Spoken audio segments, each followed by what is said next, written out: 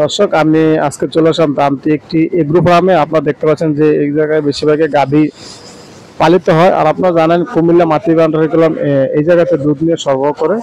তো আপনাদেরকে আমি বাছুরগুলো দেখাচ্ছি, এই যে গরু যেগুলো গরু সরবরাহ করা হয়। তো আসলে এই জায়গায় অনেক মানসম্পন্ন অনেক লোক কাজ করে। তো আপনারা দেখতে পাচ্ছেন এই জায়গায়। তো আপনাদেরকে আমি দেখানোর চেষ্টা করছি, এটা হলো দামটিতে যে এগ্রো ফার্মটি।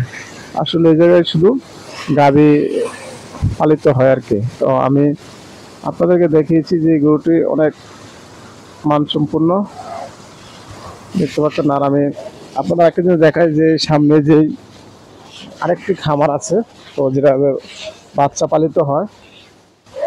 এই যে বাচ্চাগুলো আমরা দেখানোর চেষ্টা করি, যেগুলোতে বাচ্চাও গরুর থেকে উৎপাদিত হয়। তো আমি আপনাদের দেখাচ্ছি, এই যে গরুর বাচ্চাগুলো দেখছেন কি সুন্দরভাবে পালিত হচ্ছে। গরুর বাচ্চাগুলো কীভাবে খাবার দিচ্ছে, এই যে গরুর বাচ্চাগুলো দেখতে পাচ্ছেন। আসলে এগুলো অনেক দেখতে অনেক সুন্দর। তো আপনাদেরকে আমি দেখিয়েছি যে গরুর বাচ্চা এগুলা গাভী থেকে হয়। তো আপনারা সরাসরি দেখতে পাচ্ছেন।